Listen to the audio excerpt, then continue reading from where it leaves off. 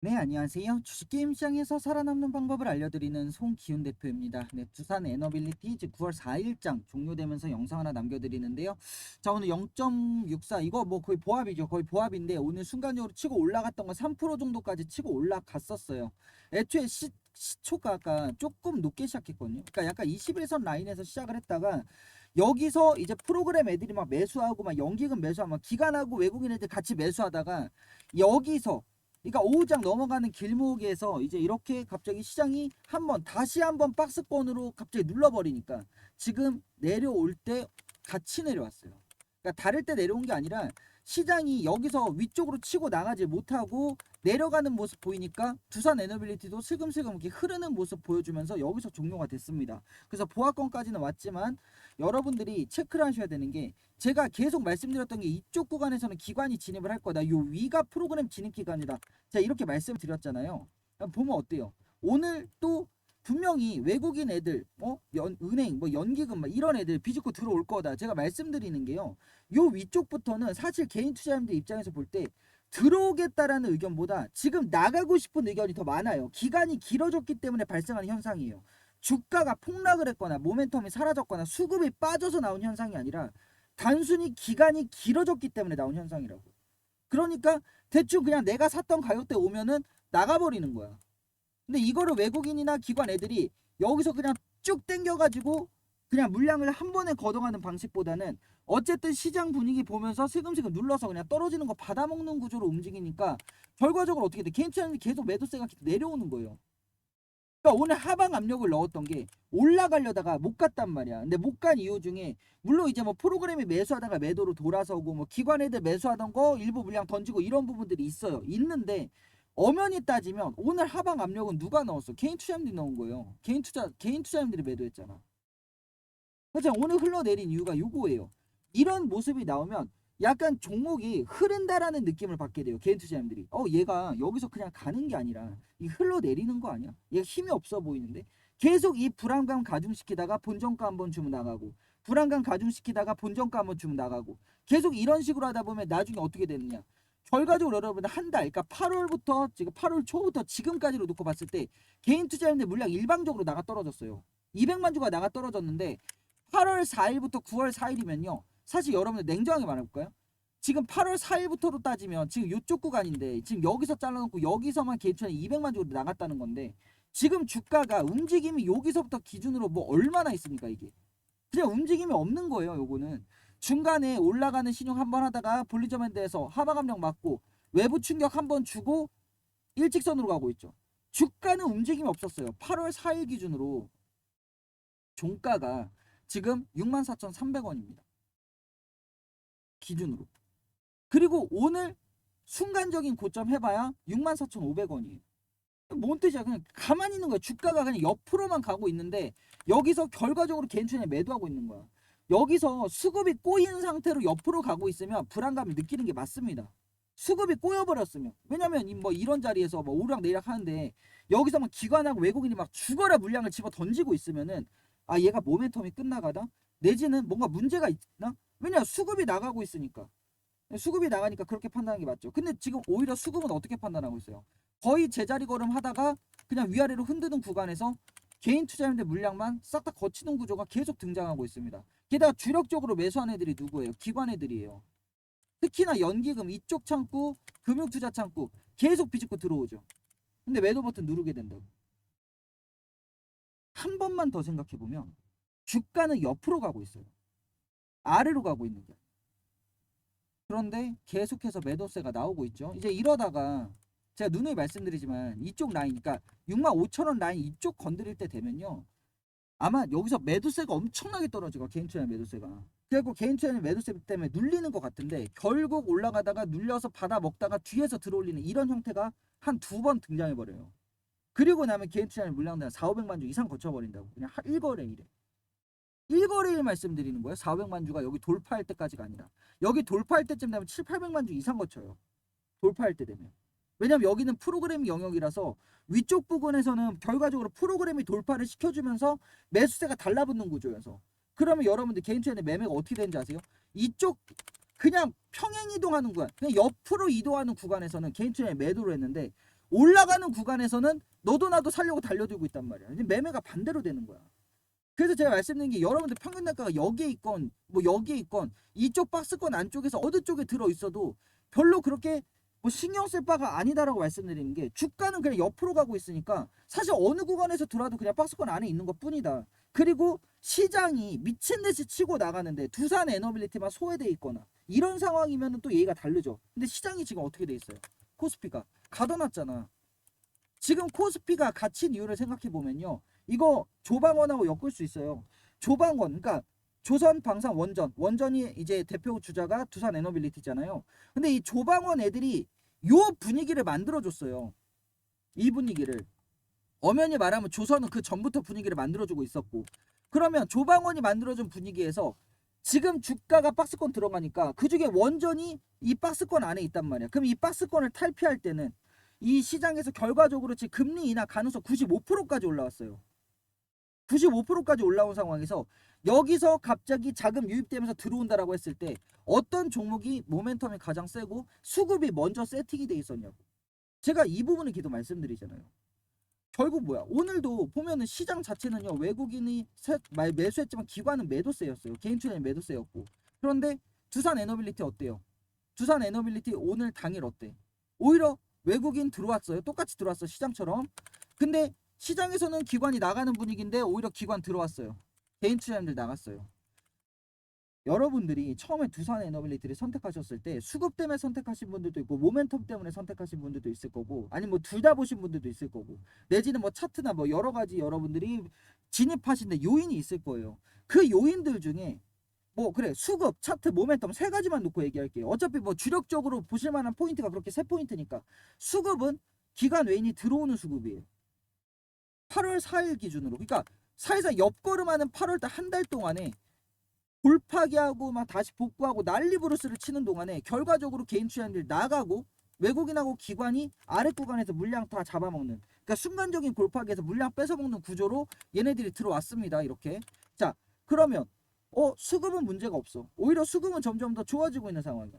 자, 모멘텀이 약해지고 있나? 지금 뉴스케일 파워나 이쪽에서 뉴스 나오는 거 한번 보세요. SMR 몇 개 수주 받을 거냐, 몇 개 건설할 거냐, 어디에서 어떻게 할 거냐, 계속 이런 뉴스가 나오지. 뭐 계약이 취소됐다.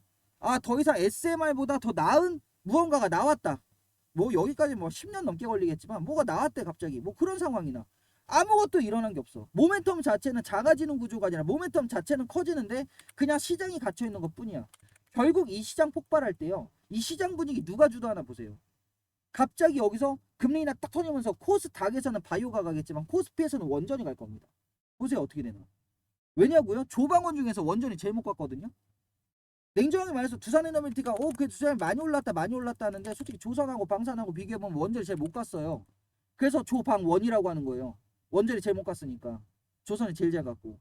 그런데 여기서 지금 원전이 지금 조방원에서 조선 방산과의 괴리를 좁히는 움직임만 등장해도 여기서 그냥 기본적인 돌파폭, 그러니까 2차 파동 자체가 높이를 거의 9만 원에서 10만 원 사이로 일단 설정을 해놓고 지켜보고 있어야 된다라고 말씀드리는 거예요.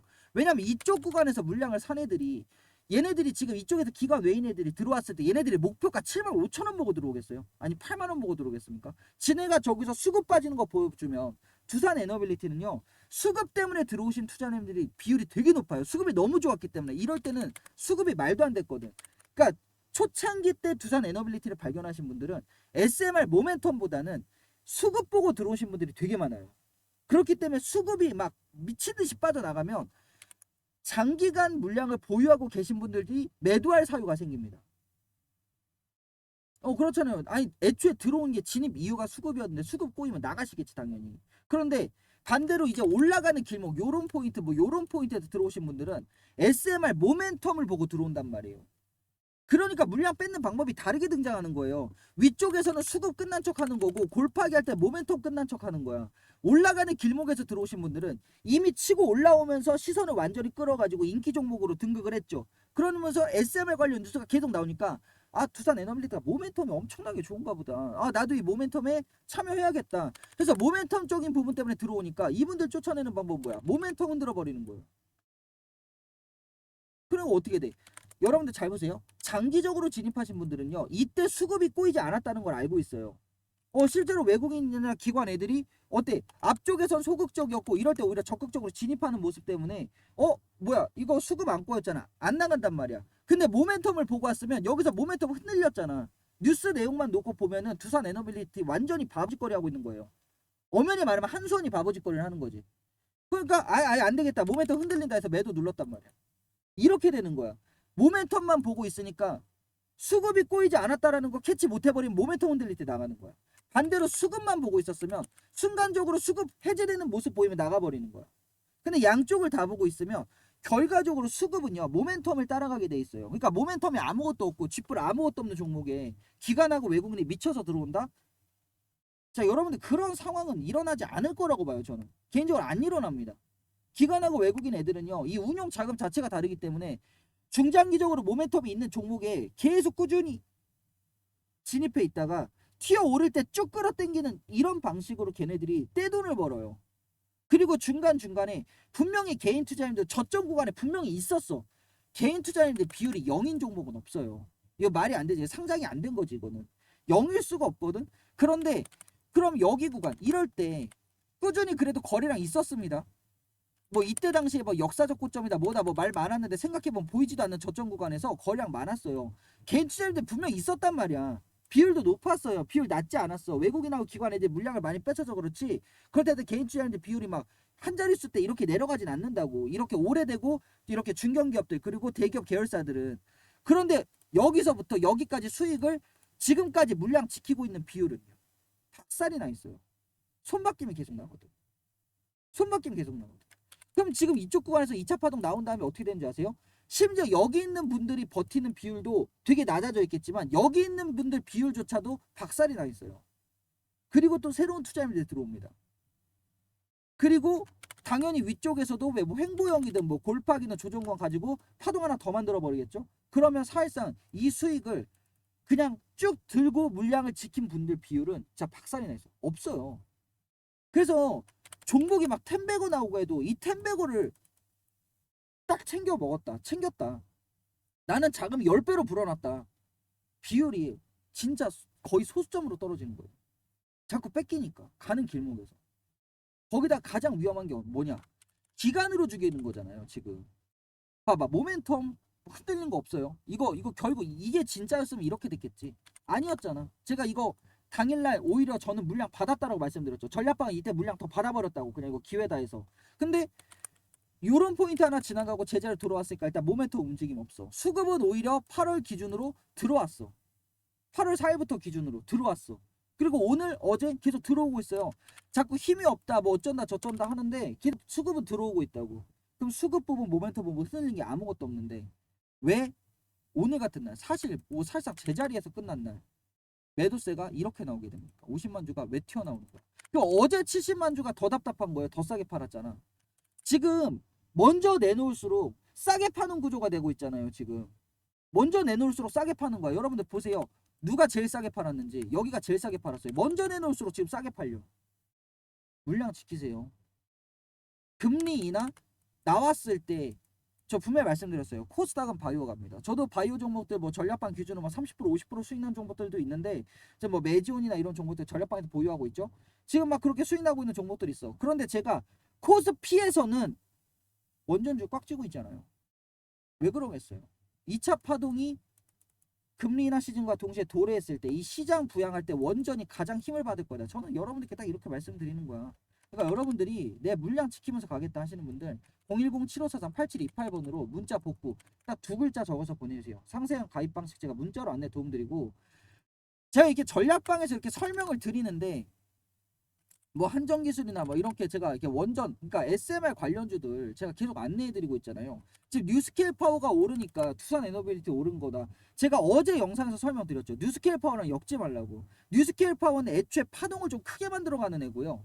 두산 에너빌리티는 그냥 어쩌다 그냥 얼마 전에 골파기 한번 들어간 거지. 얘는 철저하게 횡보성으로 시간으로 죽이는 종목이에요. 그러니까 지금 이 차트랑 뉴스케일 파워 차트랑 두산 에너빌리티 차트랑 일치하게 이동하는 게 아닌데 뉴스케일 파워랑 엮지는 마세요.